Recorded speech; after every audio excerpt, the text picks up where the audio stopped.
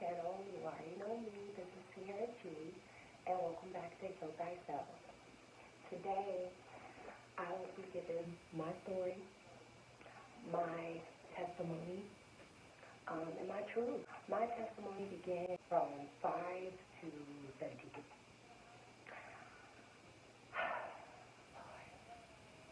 Let's begin. Let's talk. My testimony is filled with sexual deception, sexually abuse, and molestation. This began at a very young age, starting when I was 5. This particular person was what I would like to say a patch added to my family's quilt. In the beginning, it was full of love, excitement, and even experiencing different classes of race. But it quickly turned.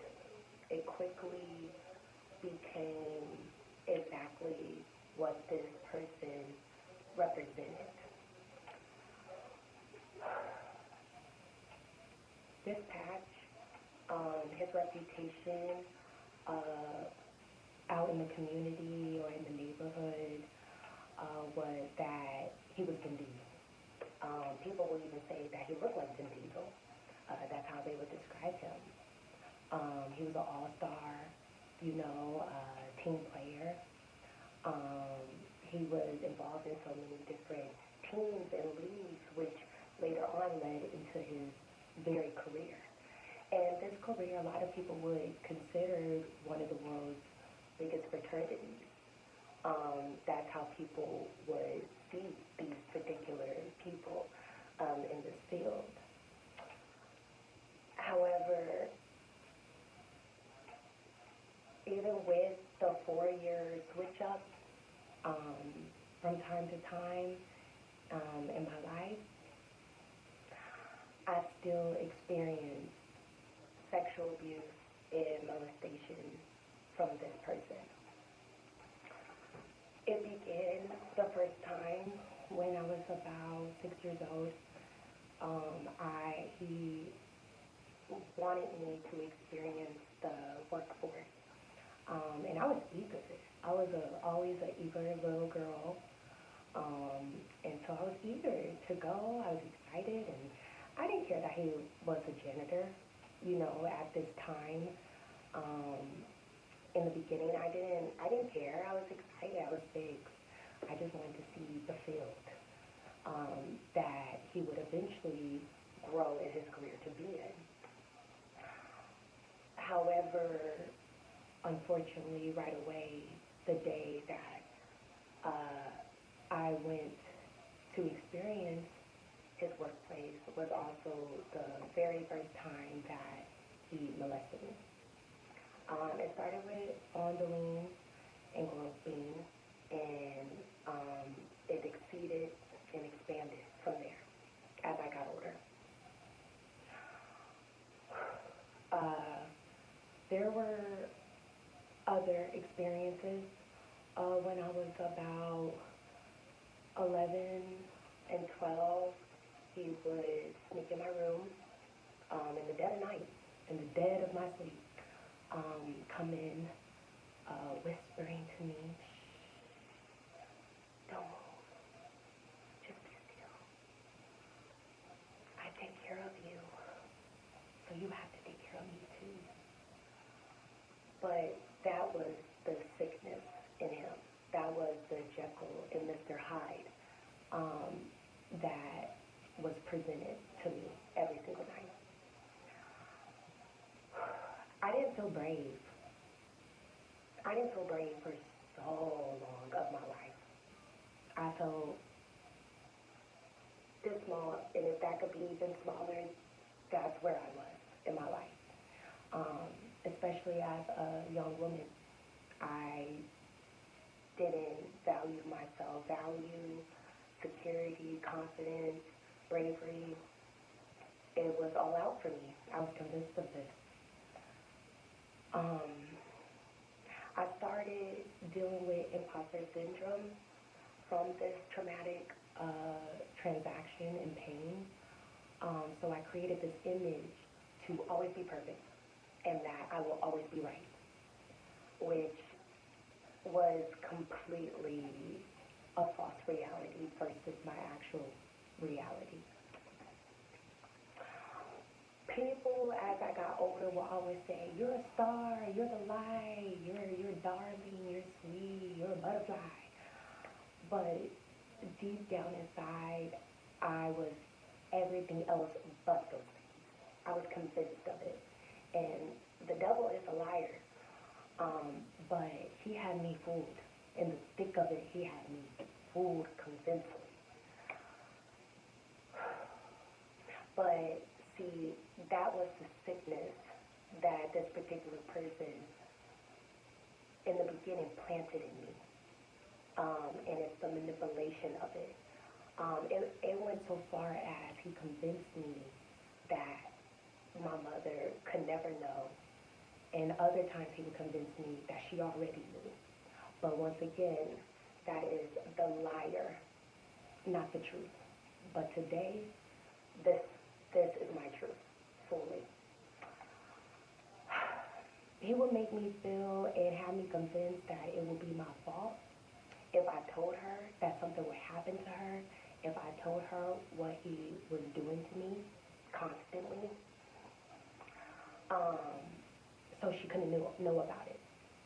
I was convinced that his lies were the truth. So I was convinced further out of fear and guilt to not say absolutely anything about it for years.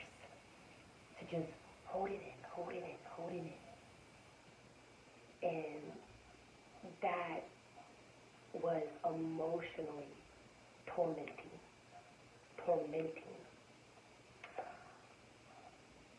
And later, I had a lot of false resentment, not only towards my mother, but towards a lot of other experiences, encounters, genuine good people and good friends. I just was convinced the sickness was all over them, even though this had happened to me by one particular man. Because of this, I try to control everything in my life. Everything. And that's the negative traumatic habit that was instilled in me and that I was feeding daily. Especially as I got into my 20s, I started feeding it constantly because it was always hungry. And because of that, it did not have me living right. It did not have me feeling right. And it damn sure did not have me thinking right.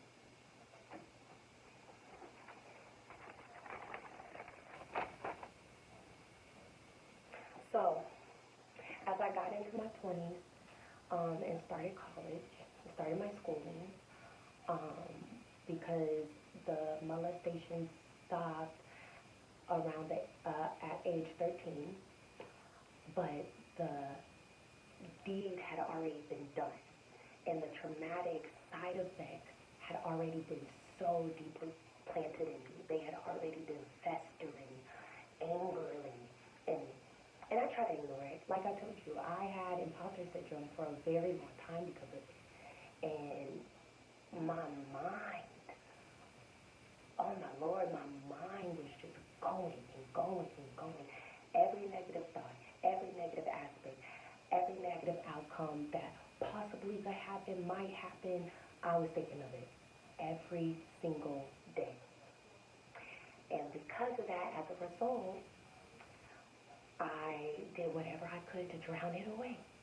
Whatever I could get my hands on, I would grab to drown all the pain away. So I didn't have to tell the truth. So I didn't feel like my truth was a lie, but it was my truth. But again, that's what the traumatic and the trauma taught me that my truth wasn't worth hearing. This continued on into my next relationship.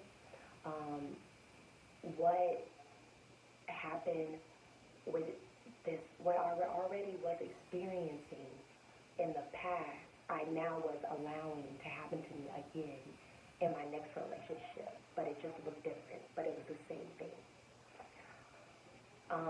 There was a lot of importance on relevance to other people.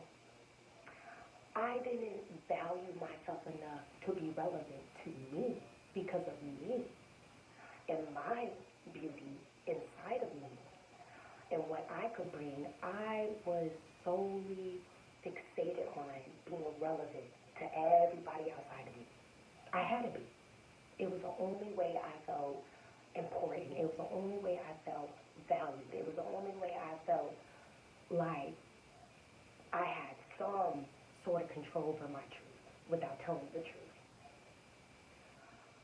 There was a lot of self-sabotaging, which I actually call self-inflicted wounds. I was doing that a lot. I was doing it in mind, body, and soul constantly. Self-sabotaging, self-inflicted wounds. I needed deep spiritual intervention in my life because I had lost sight. I was so deeply drowning in what I knew that happened to me as a young child wasn't right.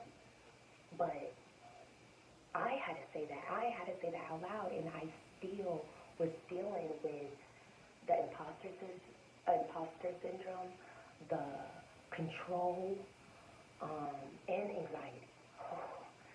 Bad anxiety, which led to a lot of drowning. It affected a lot of things, these traumatic side effects. It affected my schooling, work, relationships, new experiences that were being sent to me. I would self-sabotage all of them. I would self-sabotage all of them just so I felt like I had some control over some situation. And it was irrelevant. It wasn't feeding me. It wasn't growing me. It was stunting me. Every time I did these traumatic side effects and these triggering things, instead of flipping and healing and giving myself the emotional healing, it was truly setting me back in my growth. It was truly setting me back in my purpose.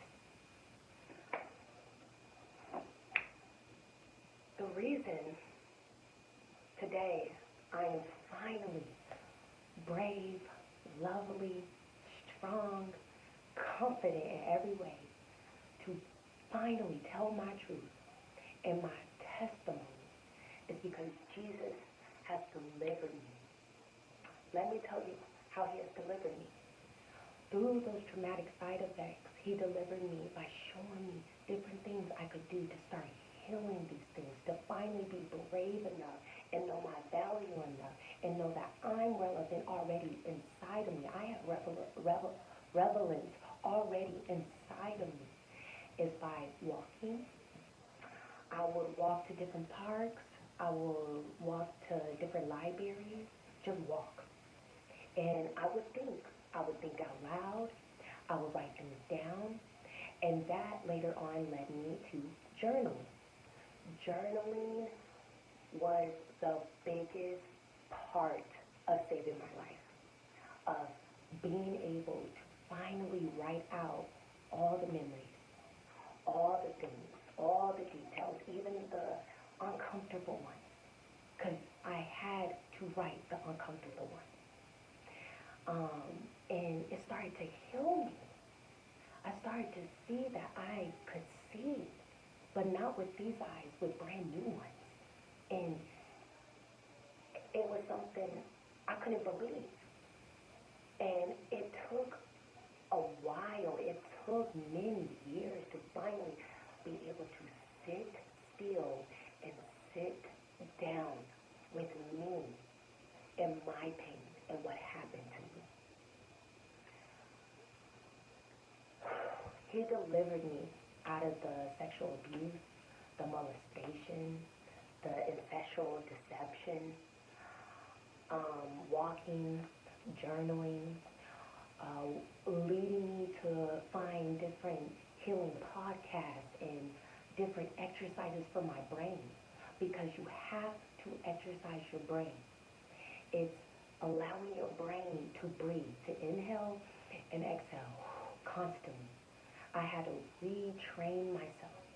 I also had to start questioning myself and questioning my motives when things were happening outside, because I would see my perpetrator in everybody's face. And anybody that did anything wrong to me, I would see him. And I would just lash out. I would throw a whole tantrum. No matter what it looked like or how it came out, it didn't matter who you were going to feel it. You were going to get it from me. But that wasn't right. That was the traumatic trigger. And I had to address that. So in moments of discomfort, in moments where I felt like I was being questioned again, in moments I felt like, oh, you think I'm a liar, or someone's going to think I'm lying, I had to really question myself. Is this killing me? Is this stealing from me? Is this destroying me? Because that's what he did. That's not what these different life experiences and life lessons with other people were doing to me. They weren't doing this to me. Now I was doing that to me. But that's what the sickness does. And please remember that sick is as sick does. But it's time to take a step back and understand that. And that is truly what I've done. I've done the work, and now I'm ready. I'm ready now. Even though I have fear of telling what this person did to me, what he forced me to endure at the age of 5 to 13. I had to keep going. I had to keep going. I had to keep training. I had to keep reproofing. I had to keep correcting myself for better, for healing. Even though it stopped with me at the age of 13, I later found out it didn't stop with me, because the sickness doesn't stop. It doesn't know how to. Not when you have that particular sickness and a fetish for children in that way. It didn't stop with me. There was definitely other victims that came out as well. And all that traumatic pain, I couldn't let it go. For decades, for literally almost a decade or two, I could not let it go. But I had to keep running for my healing, keep growing for my healing, keep digging deeper and deeper for my healing. I didn't think anyone would believe me. And that's the real truth. I didn't think anyone would believe me, because of the guilt and shame of what happened to me, of what you did. Yeah, I'm talking to you, what you did to me. But I have a full community because I told my truth, because I've done the healing work. And it was hard, but I did it. And because I did it, I have a full community of some support, love, and believing in me. Believing in me on what he did to me.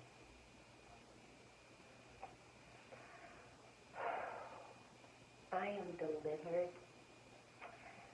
I am free.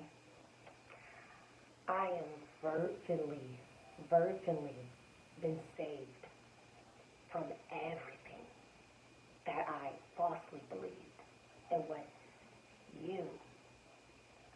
possibly told me. I have risen from the wilderness, and truly, I am given so much glory to finally have the strength in the crown to tell my story.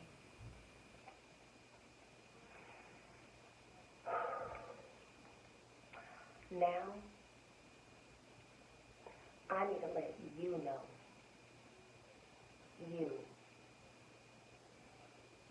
You know who you are, and you know what you did. You know what you did over and over again. You violated me. You abused me. You stole my innocence away from me. And that was righteously, rightfully mine. You are sick. You are wild. And you were out of control. Out of control. And the worst part of this story is the one who did this to me was my father.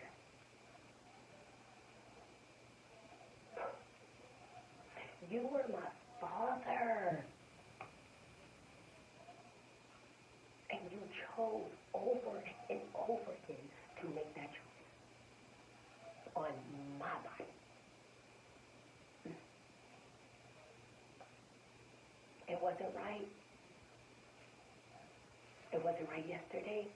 It wasn't right all those years ago, and it wasn't right. It's still not right today. You know what you stole from me, and you were supposed to be everything to me.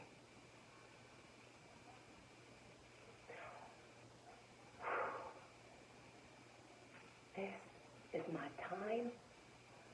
This is my story. This is my testimony.